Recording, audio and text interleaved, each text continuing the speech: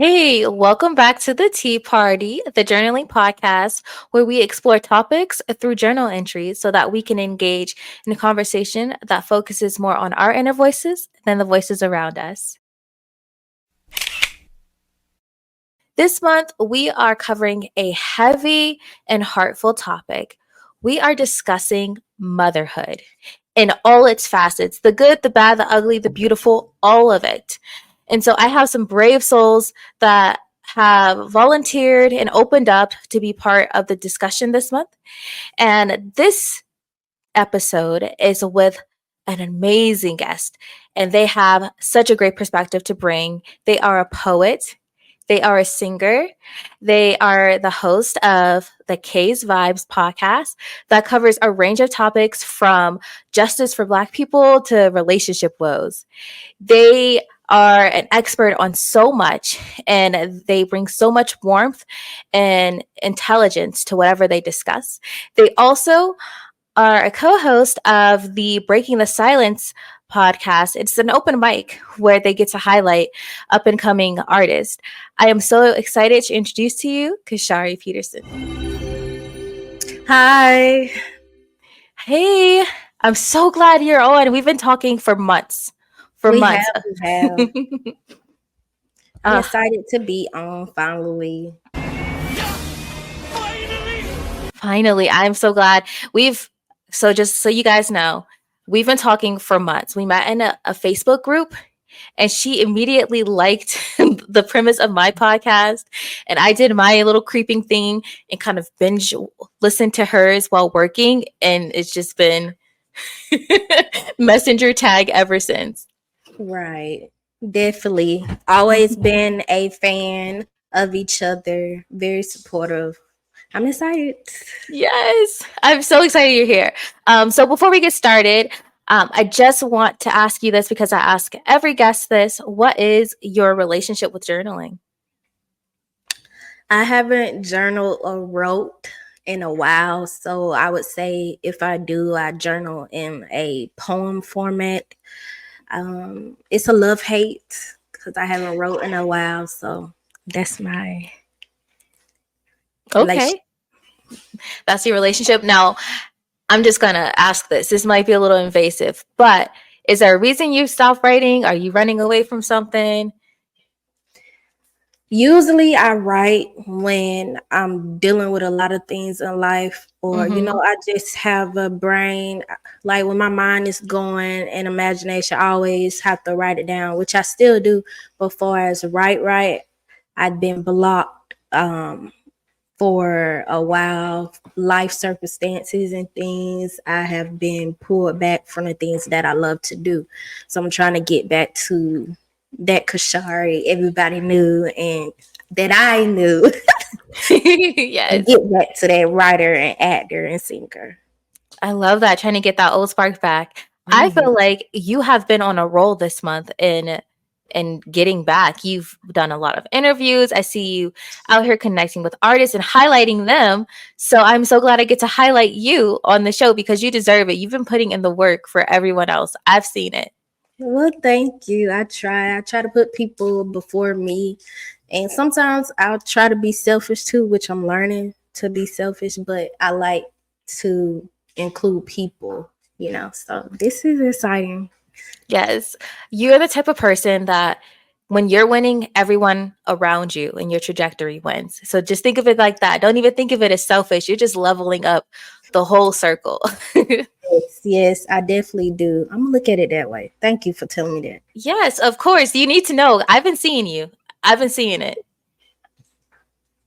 I'm glad somebody sees it. I'm just saying, okay, I have to say this. Obviously, you guys can tell I'm a huge fan because I'm just gushing over her.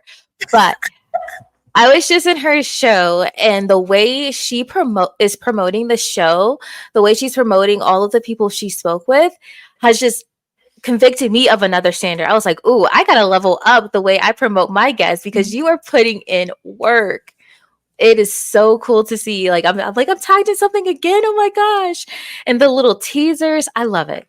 Yeah. Yes, I feel like the little teasers are getting people interested in hearing the full deal. Like oh my gosh, she said this. I really like that. I gotta listen to the rest. And Mhm. surprisingly, one of them got over 400 plays and more right now. So that's a lot since forever. See, she's a genius. And it's crazy because it's your show, but you're just highlighting what other people have said. And once they hear what you've said on the show, it's gonna blossom from there. Just being part of one of those conversations, I already know. If I Mm, wasn't a fan and I saw that, I would become a fan. Like that's how right. good it is. Oh, thank you. Thank you. Just over here trying to have me continue blushing. Yes, that's my superpower. But it is just credit where it is definitely due. All right, so let me reel it back in. Just stop my ADHD brain right now and just get back to the podcast. So we are discussing something that is so heavy and um it just has a lot of facets to it, and it's motherhood. Whew. I just need to take a deep breath myself. Mm, Mm, let me tell you, I knew I wanted to write about this and I have this on the podcast. And I still delayed so much just getting in there and putting it on paper. And it's for a lot of reasons. Everybody's probably like, oh, her mother's a trip. Her mother's bad. And it's like, my mother's human. mm. And that is what made it difficult to write about because the way we see our mothers at first, the way we're introduced to them is they're everything. They're everything. And as we get older, we see them as human. And it's just a lot. It's a lot. There's like you grieve a little bit. I feel like you kind of grieve that disillusion. Definitely. So yes, woof. Let's get into it. So of all of the prompts that you decided to write on, which one stuck out to you the most? Mm, I would say the one about how I'm similar with my mom and the differences stuck out a lot. Oof, that's one I spent a lot of time with too. Probably the most time because at first it's just like, oh, this is all about my mama. This is all about my mama, and then you get to that one, and you're like, oh, like you see like a Venn diagram. So the question is, what is it? How are you and your mother different? How are you similar? Okay. Oh, So my mom is very loud. She's very loud. She talks a lot. She's nosy and messy, but she's very loving, and she cares a lot about people. She puts herself before. She put herself actually after people and put them before. mm, Tell her a lot. Well, you know, they family and all, but they need to treat you right. And so with that same thing coming to mhm. me, I find myself sometimes loud or sometimes putting myself behind people. I'm not messy or nothing. Or nosy. That's my mama. That's my mama. Nosy. She'll gossip for days to my auntie or to everybody in the family. She can't tell everything. But far as my ways, some of my ways, I'm very much like my mom, but she would not contest that. She would say I'm very much like my daddy. So if you ask her, she'll say I'm my daddy. I would say we have a love for cooking and feeding people. So through that, that's how we care for people. And Mm. she's just a loving and outspoken. She's very outspoken. She's gonna tell you what's on her mind. So that's how we really similar. But far as differences, um, we too similar. That's why we butt heads a lot. You know, Mm.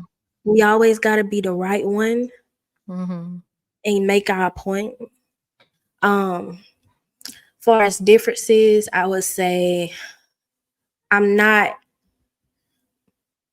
I'm not like my mom. My mom will get to the point where she don't like to be outside that much. Well, she used to, I used to love going shopping with her, or out to eat, or getting our nails and toes done. Those things we used to actually do together. I actually miss. But nowadays, she would rather do that with my auntie and her friends every Saturday. I'm like, well, we used to go shopping, but that's one thing that we're different, that she's not really an outgoing person where she likes to go and try different things or travel and that such. So we're trying to get her out of that, live life, stop being caged in. But I'm the opposite. I like to travel, I like to try different food, I like to get out any type of chance that I can. So with that, that's what I say, that I'm very different, and I'm very blunt. She not though. But Uh. I don't care what people think. I try I try to care. I mean, you just got to get that truth out. But you did say that she was outspoken. So maybe how she utilized her voice just helps you and convicted you to use yours even more bravely.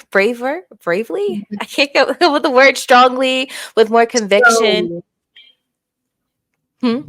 strongly with more conviction. Yeah, Yeah. strongly with more conviction. And I love that you actually explored that, because that was when it hit me.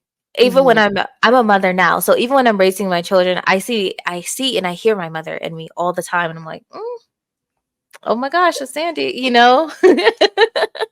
um, but it's important to know that so much of what they struggled with, or they're battling, indirectly kind of impacted us, and we carry that too.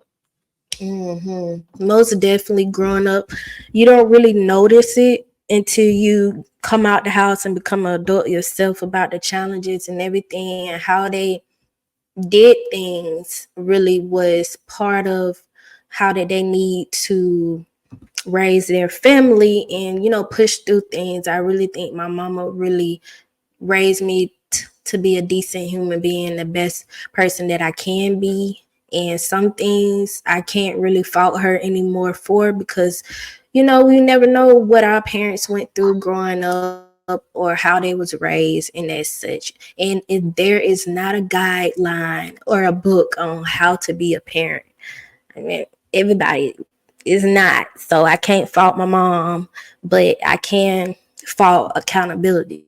So once you get older and you actually sit down and talk to your mother, which I haven't got there yet, then I would like accountability. That's about it. Oof, and that's hard. It's hard telling your mother about herself, like coming to her from as one adult to another. But it's like, if we want Mm-hmm. our relationship to continue to blossom, with me as my own person, me as someone who no longer needs you in that same capacity, but wants to be close to you, I need you to be honest about yourself, and we need to improve. That's Mm-hmm. a really difficult conversation. I've been having a series of conversations like that with my mother for the past maybe like 6 years now. Right. It's a process. It's a process. But the more time passes and the more I talk to her, the more I'm just starting to see her as human, because I'm growing up too. And my parents had me young. So I think about it like, wow, I'm 30 now. When my Mm-hmm. mother was 30, I was like almost 10, you know? So I could already talk back to her and things like that. My daughter, as smart as she is, she can't pop off the way I was popping off. So it's like, imagine someone, hitting puberty, and you're responsible for them at this age and virtually alone. So it's just, the older I get, the more perspective I have. But there are boundaries, and it's so hard to enforce those. It's so difficult to enforce those with your mother, because you don't want her to think you're ungrateful or anything. Child, don't bring up that word. I feel like I'm very mature and have been for a long time. So in any way or fashion, I've never been very disrespectful. Even if I caught myself feeling like that, I would apologize. But even growing up, I feel like in the Black community, they will use the word disrespectful, or you're losing your days when you're trying to speak up on things that need to be spoken up about. That's when they don't want to take accountability. That's why I say much accountability on both parts need to be played and talked about. Yes. Right. Anything that challenges them and makes them feel like they don't have the monopoly on the truth or rightness, they Mm-hmm. will take us disrespect. And it's like, no, honestly, I'm an Aquarius. If I don't respect you, I'm not telling you anything. Anything. I only tell people that I believe in, things that can improve or something that bothered me. Because if I don't believe in you, I'm not even going to waste my time. But they will say that even as a child, I remember, Ephesians 6:1 being quoted Mm-hmm. endlessly, like, on your thy father and thy mother. And it's like, I'm not even trying to get smart with you. I'm just saying this is how I feel. Like, this isn't fair that you're doing a very different thing than what I can. But I also think they're caring a lot. I'm not sure about your mother, but my mother made so many sacrifices to provide for us and just to be like a first generation hustler, honestly, that she had to turn off a lot of part of herself to keep going.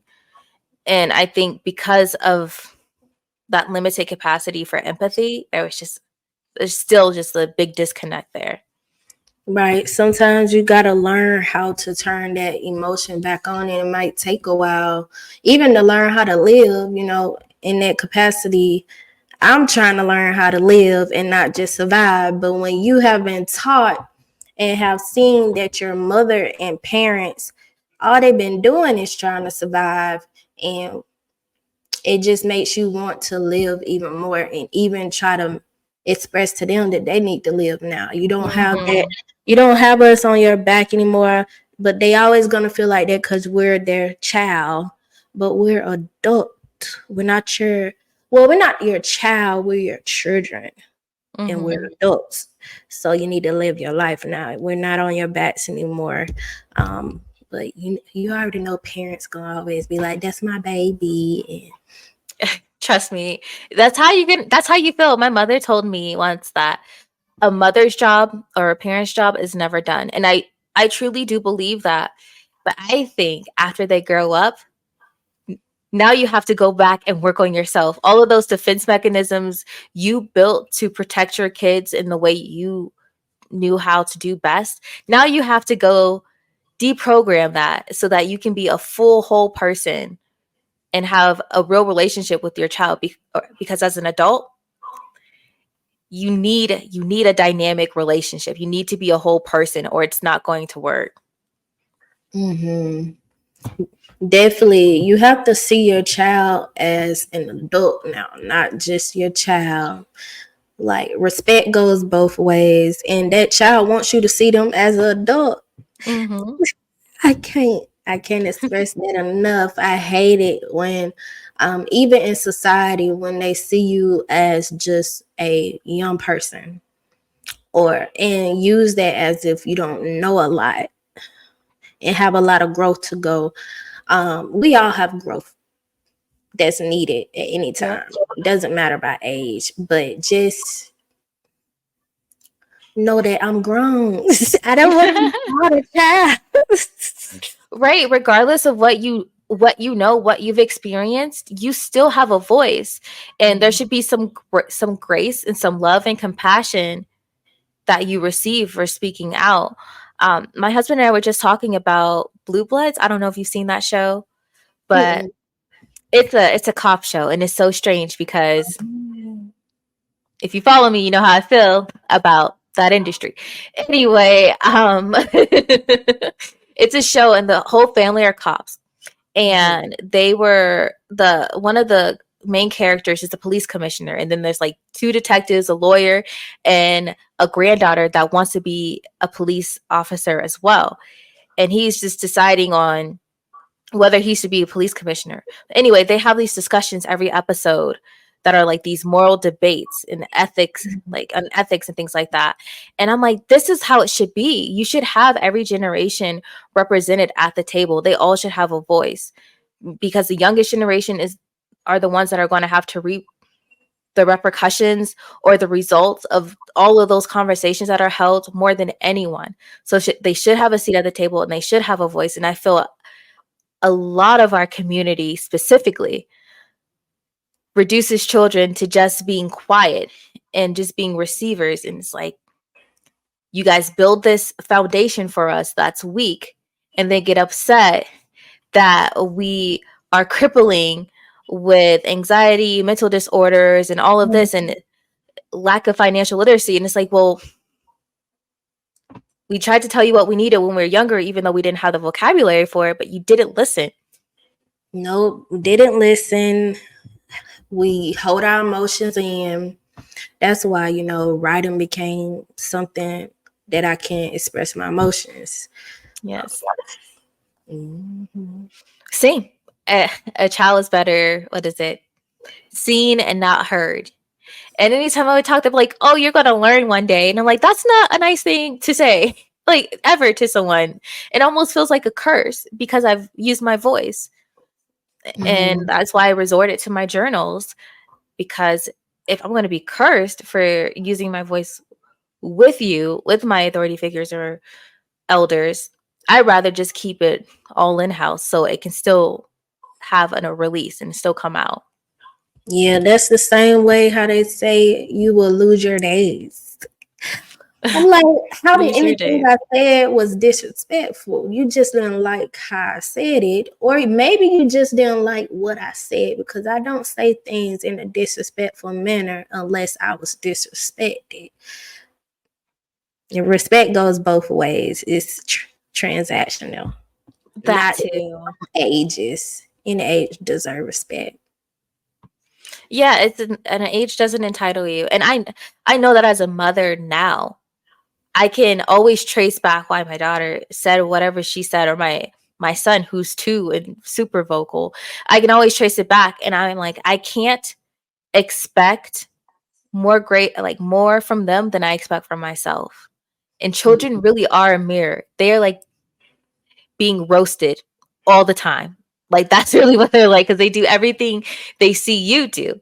And I remember my father telling me that, like, you are just like me, and saying like I was like his worst match or whatever, because I learned from him. Right. I don't think I mirror everything.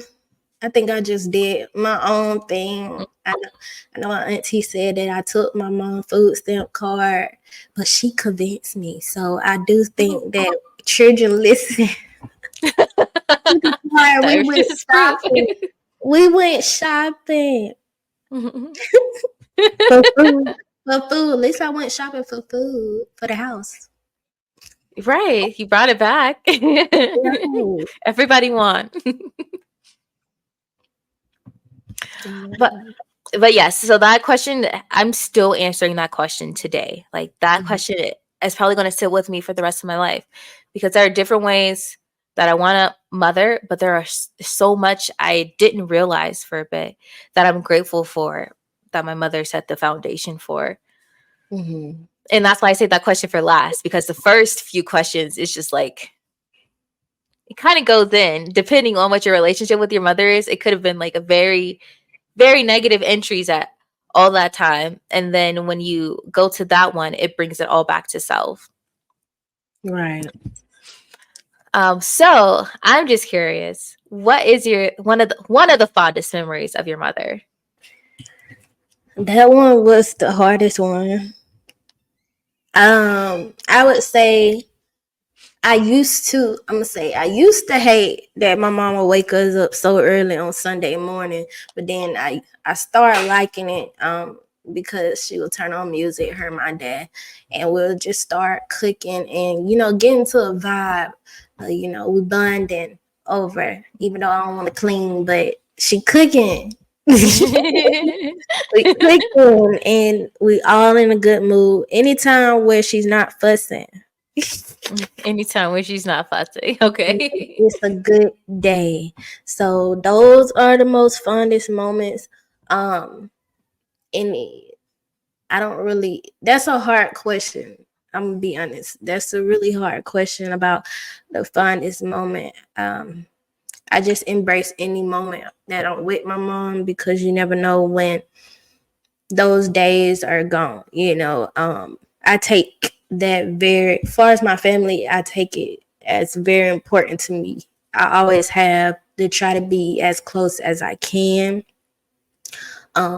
Even when we have differences, I try my best because once they're gone, they're gone.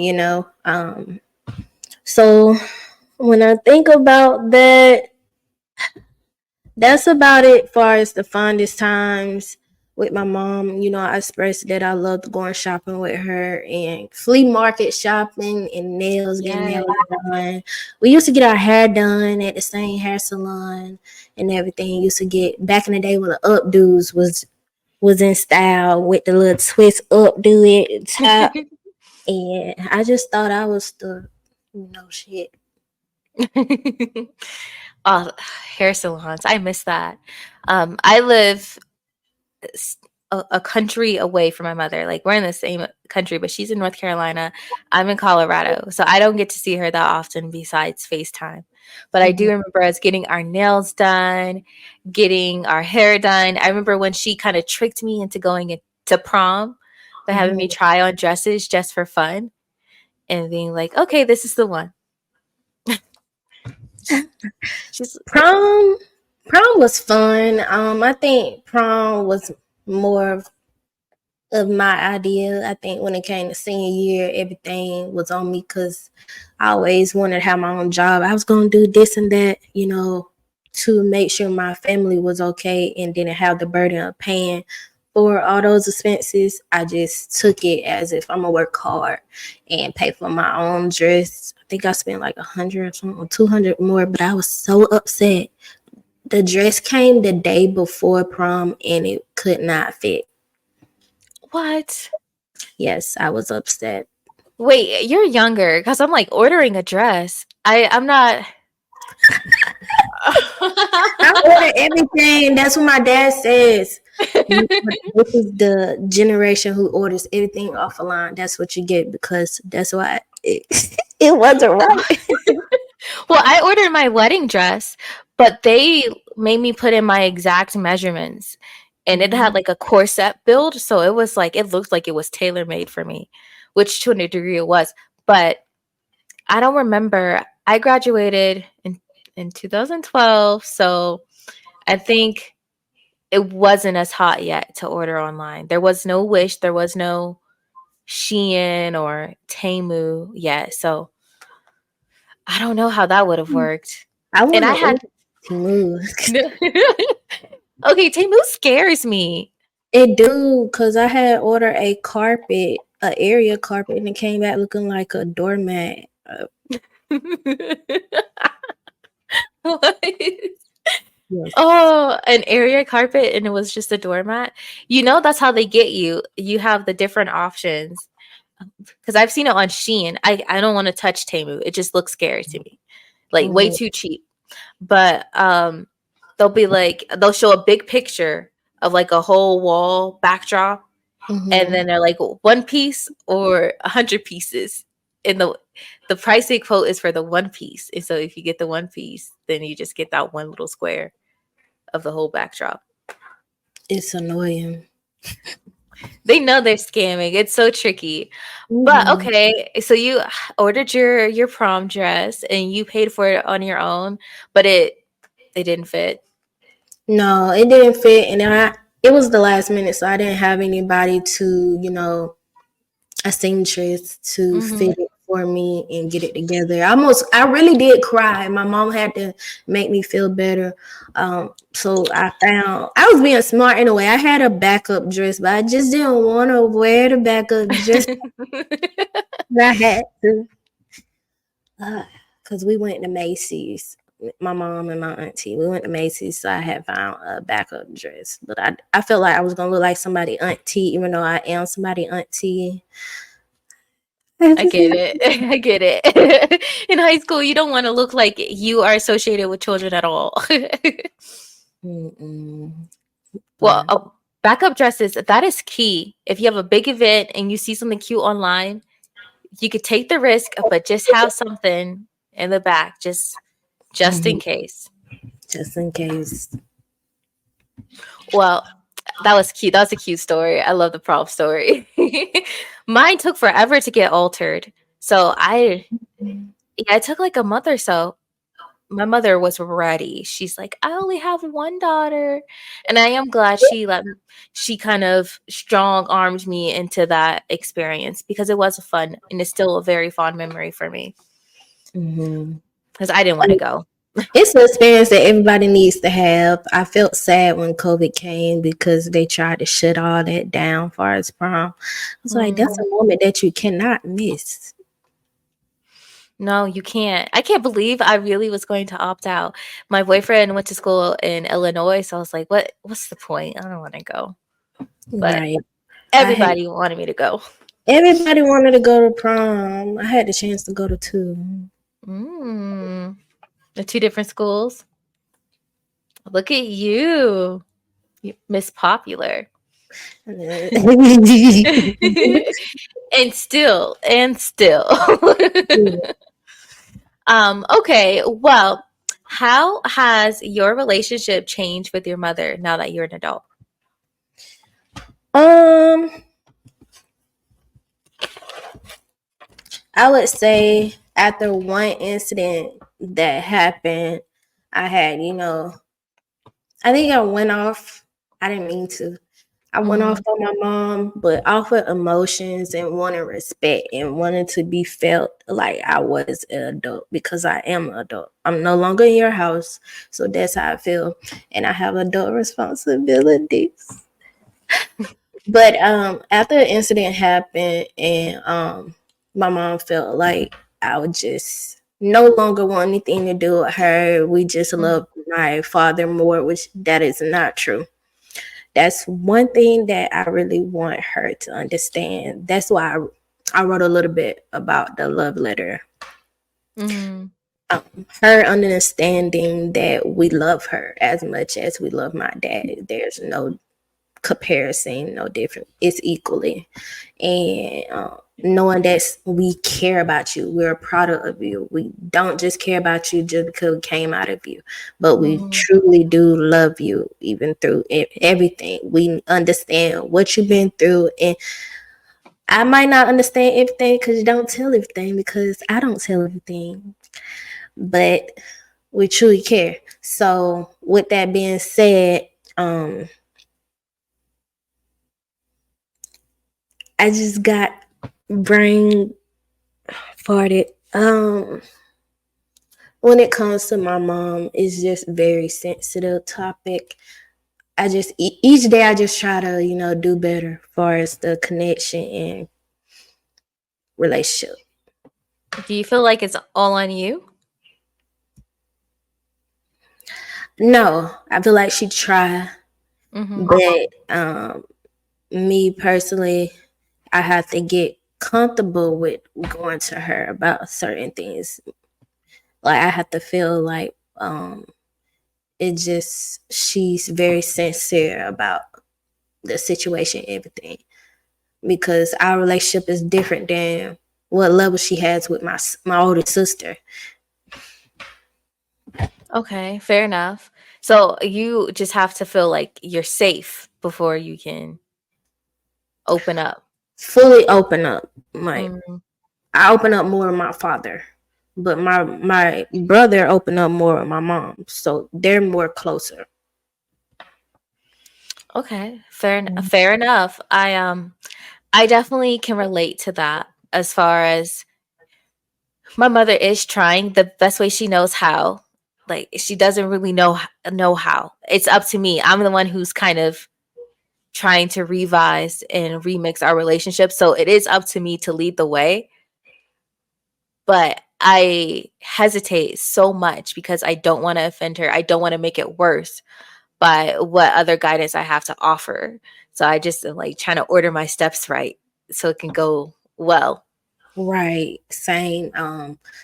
Sometimes I don't know what to say, or am I gonna be disrespectful or and as Mhm. such. So I just say nothing. Or Ooh. I just, yeah, I just say nothing because I don't want to be seen as disrespectful or my point of view of things. But I think she's gotten that I have my own voice and that she'll consider what I'm saying. But that doesn't mean at times she's not going to say, well, this is disrespectful. Meanwhile, she just didn't like what I said. I will say this, especially as Black women, our mothers wanted us to have these voices. They just didn't know what it would entail for them. But they absolutely want us to be in the world with these voices. They didn't have any idea that it would not come back on them, but that Mhm. we would be true to our voice even when talking to them. I don't think they were privy to that. They didn't really think about that. They just wanted us to be empowered women. And so I try to think about that when I think about my mother. I'm like, the reason I have this voice is because she prayed for this. She instilled this in me so that I can be strong out there. Most definitely. I have this voice because of her, because my Yes. dad is very low key and keep to himself. So the voice had to come from her because she doesn't know how it was gonna come back. Yeah, and we're so grateful, but they didn't know. And that is really how it's supposed to be. I think about it all the time with my daughter. I know that she is going to give me the shock of my life because she's going Mhm. to take all the goodness I am pouring into her to the next level. She's going to be better at speaking and advocating for herself than I am. And that's what I want. But it also does mean I might she might tell me about myself a few times. Most And definitely. I try to keep that in perspective. And who Because knows how a good. mother will tell you about yourself. I know my mom told me about myself the other day. She was like, this is not, you got to get back to the Kashari that I know and that you know. This is not you. I'll say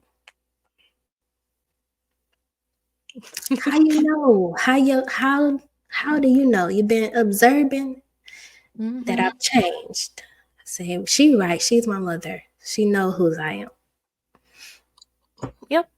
Exactly. And they do know there's so much love there. And I mean, I'm projecting. I know my mother, she made so many sacrifices and deliberate choices to put us in a good space.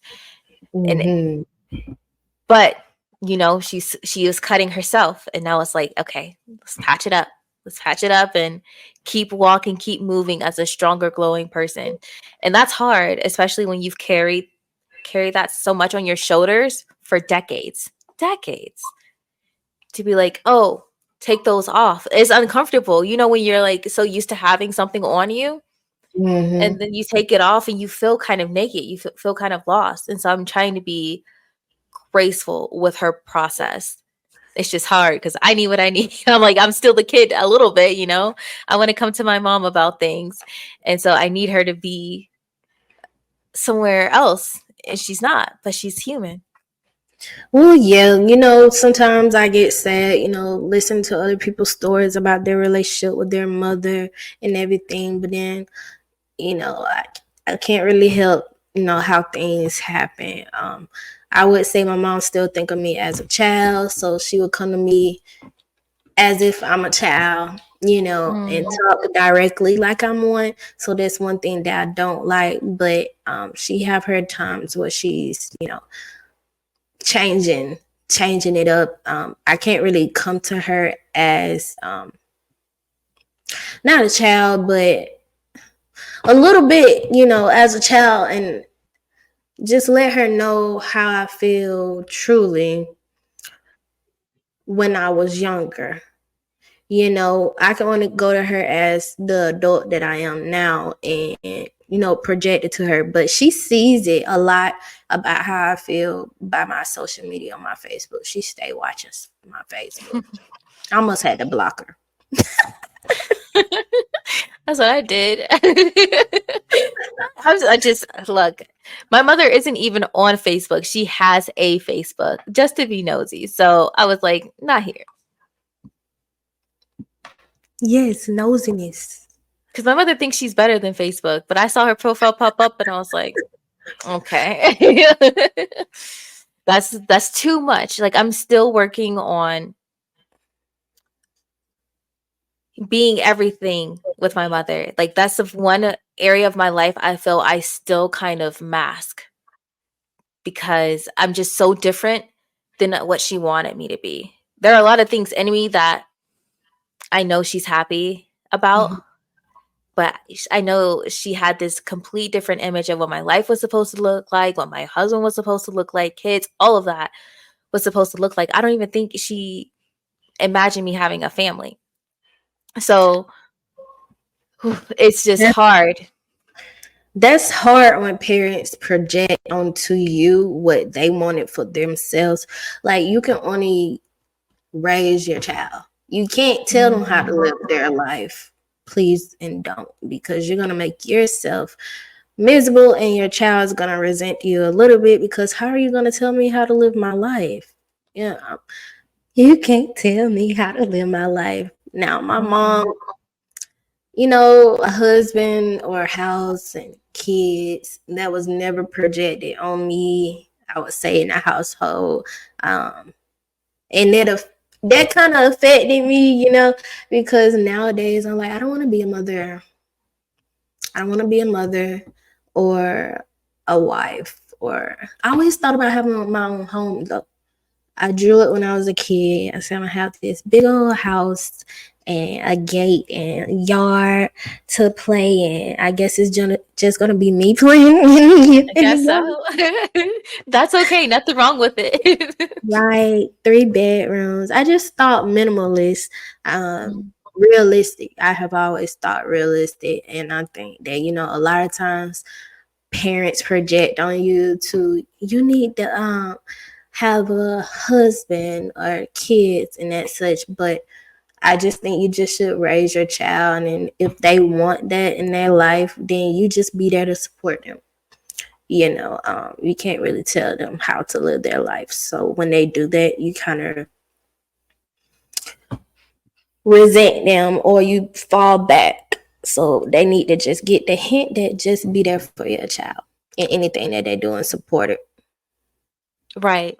I it goes back to loving parents, praying, pouring into their children to be these strong, unapologetic people, but they still had some box that they thought what that looked like. And it's like, no, you completed your mission.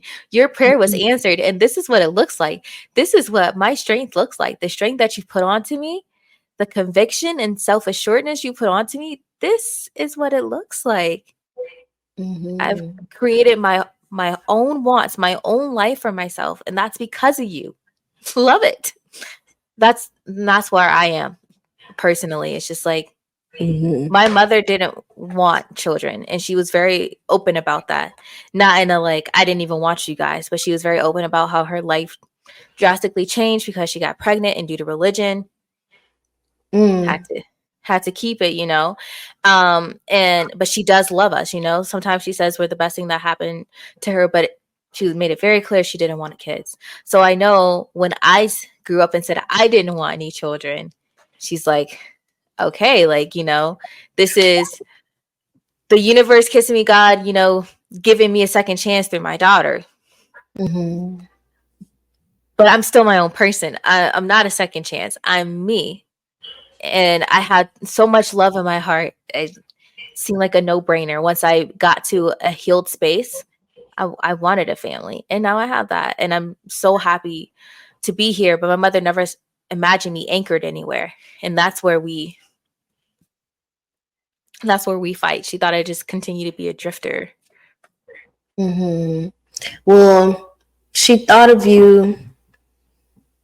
Well, when you think of yourself differently than what your parent think of, you just have to show them that this is me, and you may thought of me as this way, but I am better than what you thought I could be. And if they cannot express happiness or proudness or anything, then they don't have to be in your space because that's negative energy.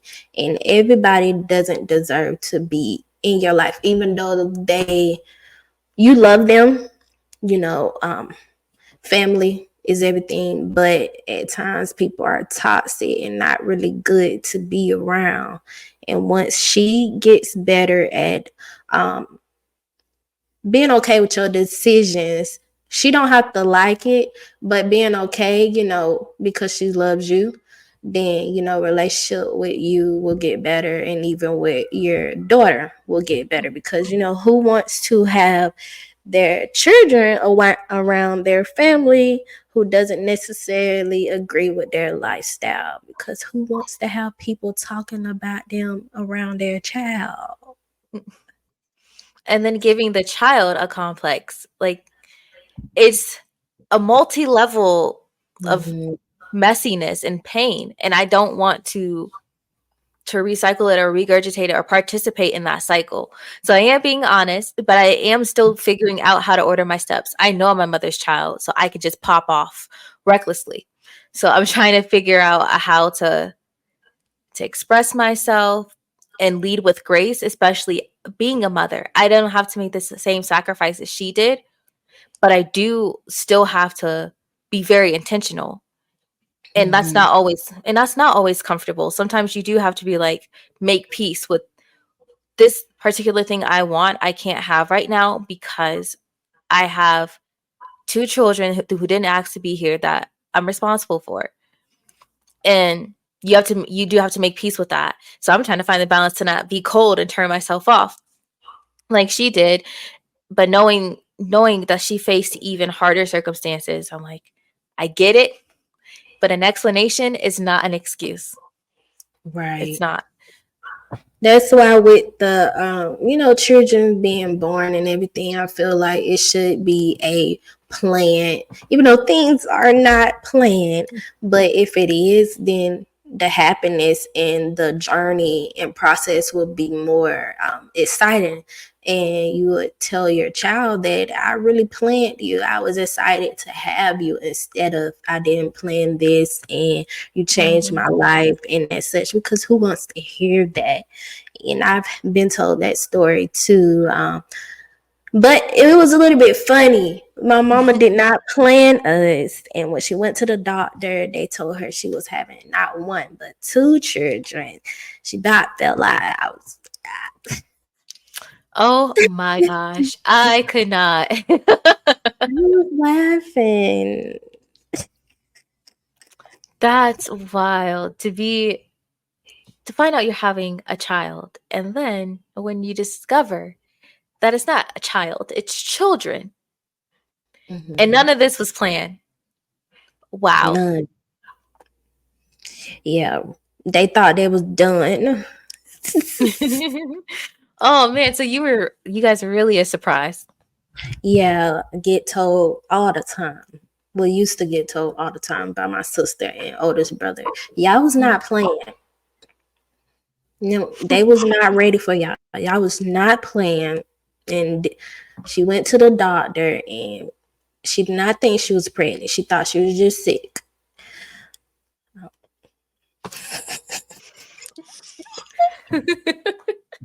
That's why you got all the outspokenness and everything. You probably got the best version that she had to offer as a parent. Now that I think about it, since you guys are the late ones. Right. That's why my sister feels some Mhm. type of way. But she get over it now. Oh, it's not your fault. Right. I'm like, even with my nephew, I'm not gonna lie. I do it too. You got the best of my mama and daddy. See, I never got allowances. I never got allowances. I had to go work for that, nephew. See, your grandpa just gonna give you money or spend more time, but at the same time, we're in different times of life, and what's needed for him may not been needed for me. So I just think of it that way. He need more loving, and we're gonna give it to him. But I still was like, Yes. you spoiled. It is. I feel like I saw something someplace that said that grandchildren are grandparent or parents' second chance almost. And that's why they're softer on them, because hindsight is 2020, you know? So they see these extensions of their children and feel like they have another chance to pour love into them, by extension, the right way. The So right way. mhm. So I don't take it personally anymore. When I I heard it put that way, it made sense. because my dad showed love like through his actions, and that reflected on me because I do the same too, and I'm learning how to be more vocal with it as well. He's learning as he got older, and my nephew came, and he needs to hear I love you word. It's Mhm. something that you need to be heard more than just in actions. So him working on it and me noticing that reflected on me too, that I do the same thing. um I'm working on it too, because I show love through my actions and how I treat people, and that I care. I'm a very caring person, but the words I love you do mean things to people. Yes. Oh, I'm so proud of you. I know you're a little bit younger, but you did state earlier that you're very mature, and you are really displaying that in this conversation, because we're talking about parents and you're showing so much of the reflecting you've done when you observe them, and how you can use those as stepping stones to improve yourself. So I just have to let you know that's amazing. And I know your parents are incredibly proud of you, because it's good to see. Work in progress. We are. All of us are we're always going to be in different phases, and no matter where we are in life, there are always an endless list of things that we could have done better, Mhm. all of That, us. And the that's older I true. get, the more I realize that, and the more difficult it gets to be mad. Like, it's Right. hard to stay mad. You're like, you know what, all right, okay, I see. Hmm. And it feels weird, because I think I developed some kind of relationship with anger. Like, I felt like I needed to have more of it, but it's just fleeting. The older I get, the more understanding I get. I don't have it on me. Just let it go. But say what you need to say, though. Absolutely. Always say what you got to say, so it won't come a time that you was never able to say it, and then you regret it. I don't ever want to be in that situation. I don't think. I think I thought about that writing this, and it kind of made me sad. So you know, Oh, well, I hope that you continue to meditate on what you wrote, and that it gives you the courage and the know-how, because I don't even think it's the courage, it's the know-how. Like, just the know-how to go ahead and get those words out. most definitely the know-how. Um, And I think that's something some people still working on, how to address things or how to say things to that mother or the parent that you need to say. Mhm. Absolutely. Well, we are coming up on time. We're so close. But before you go, there are just a few things I want to have happen on the show. One of my favorite segments of the show is something to sip on. So I'm going to introduce our next segment, something to sip on. Mhm.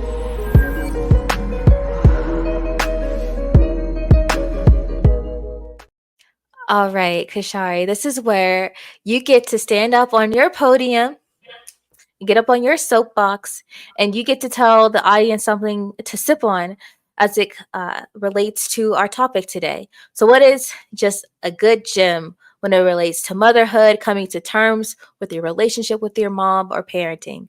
What would you like them to sip on? I would say just have that one-on-one conversation with your mother about anything that you need to address, and maybe even if you have to get a median person in, not family, because sometimes, yeah, no Mhm. family, but a median person in to get that conversation over. Um, so that's what I would say. Always have that talk with your mother.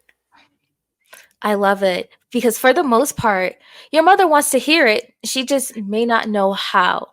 So a third party is a really good suggestion because they can help bridge that gap so that everyone's aware that this is all in love and that it's supposed to be constructive instead of like a sparring match. Ooh, that was some good tea. That's a good something to sip on. Talk to your mother and bring in a third party. That way it sets the right tone for the conversation. But your mother Yeah. does want to know. And it's very effective, not detrimental, but effective. Yes, thank you so much. This has been amazing. I'm so glad that you came in for the heaviest topic of the season.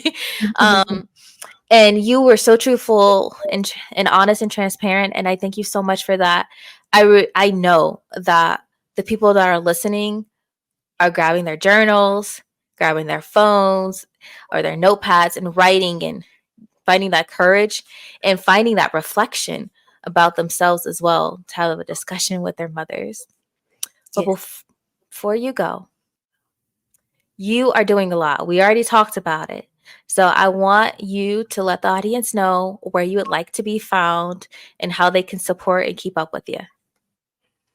All right, so you can support me by going to Facebook and typing in Kay's Vibes. It's KAY apostrophe S Vibes. I'm also on iHeartRadio, Amazon Podcast Music, and I'm on Spotify. And that's about it. I mean, you can look me up on Google, type in Kashari Peterson, and you will see everything about me, even my book that I wrote 5 years ago. Okay, just being quiet about that. Well, you heard it here. You can find her at Kay's Vibes or just Google search Kashari Peterson. I also will have her contact information in the show notes for all of you that are visual textual learners. And you can find us at Verbal Tea Time on Instagram and TikTok. And you can search Verbal Tea on YouTube, Spotify, Amazon Music, iHeartRadio. I think that's it. Anywhere you stream podcasts, you can find us at Verbal Tea.